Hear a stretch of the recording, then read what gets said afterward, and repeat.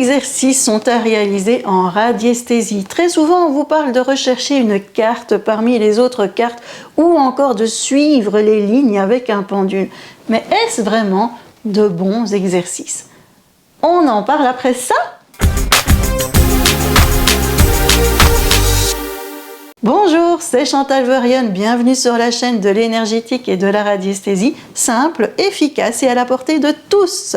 Si vous êtes nouveau, n'hésitez pas à vous abonner pour nous rejoindre dans ce monde magique de l'énergétique et de la radiesthésie. Alors, quel exercice réaliser en radiesthésie?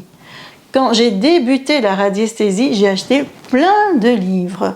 En fait, moi, j'ai jamais suivi de formation. Je suis totalement autodidacte en radiesthésie. Tout ce que je vous partage, c'est le fruit de mon expérience depuis 2006. Et c'est pour cela que très souvent, on vous dira « Mais elle raconte n'importe quoi, Chantal !» Mais en fait, je raconte quoi? Mon expérience. Et mon expérience, c'est pas du n'importe quoi.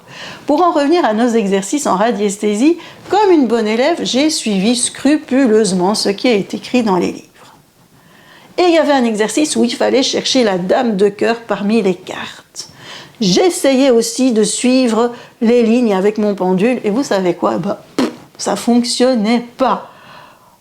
Et pourtant, je sais que je suis pas nulle, parce que mon pendule, il était réactif. Mais pourquoi ça fonctionnait pas? On va commencer par la recherche de la dame de cœur parmi les autres cartes. Cet exercice, il est quasiment impossible à réaliser. Il est très compliqué. C'est comme quand on doit rechercher un objet perdu. Pour y arriver, il faut pouvoir se connecter à l'énergie de l'objet que l'on recherche. Or, cette énergie, elle peut être parasitée par des énergies néfastes ou par des énergies d'autres personnes qui ont touché la carte. Donc, très compliqué de se connecter à l'énergie de la carte de dame de cœur que vous recherchez. Mais en plus de ça, il n'existe pas qu'une seule carte dame de cœur dans le monde entier. Donc si vous désirez vous connecter sur l'énergie de la dame de cœur, il faut se connecter à l'énergie de la dame de cœur qui est présente dans votre maison. Ok? Et là, ça ira peut-être plus facilement. Moi, en tout cas, je suis incapable de réaliser cet exercice. Est-ce que c'est pour ça que je suis nulle en radiesthésie? Non, pas du tout. Alors, si vous n'arrivez pas à faire cet exercice, laissez-le tomber, car il risque vraiment de vous faire perdre confiance. Et le deuxième exercice, alors, celui où il faut suivre les lignes du pendule sans faire bouger le bras. Au final, qu'est-ce qu'on fait? On utilise notre cerveau, notre mental, pour que le pendule puisse suivre les lignes. Et est-ce que ça, c'est vraiment un bon exercice? Quelle est son utilité? D'abord, il peut être éprouvant et très fatigant, mais en fait, je ne sais pas à quoi il est utile. Car prouver que vous pouvez faire bouger le pendule à l'aide de votre mental, c'est pas très compliqué. En plus, ça pose un peu de problème, parce qu'on l'a déjà vu, on peut influencer les réponses aux questions à cause de notre mental. Donc, moins vous utilisez votre mental et votre cerveau, mieux c'est. Ok? Donc, je ne sais pas à quoi il sert vraiment cet exercice. Je ne l'ai jamais fait, car pour moi, à partir du moment où mon pendule est réactif dans mes mains, c'est que je peux travailler avec lui. Mon pendule est réactif, je possède une convention oui-non, alors je sais utiliser un pendule. J'ai expliqué ça à une de mes stagiaires et elle m'a dit « Ah oui, mais moi j'en veux plus !»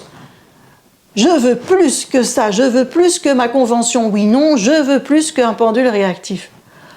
Avoir plus qu'un pendule qui bouge, avoir plus qu'une convention oui-non, je vois pas très bien ce qu'on peut en vouloir de plus.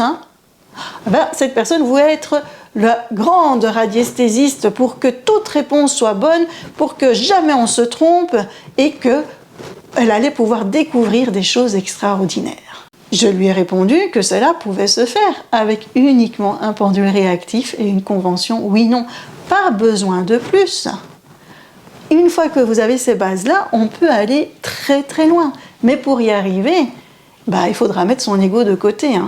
Ne pas vouloir contrôler les choses, travailler encore et encore sur ses énergies.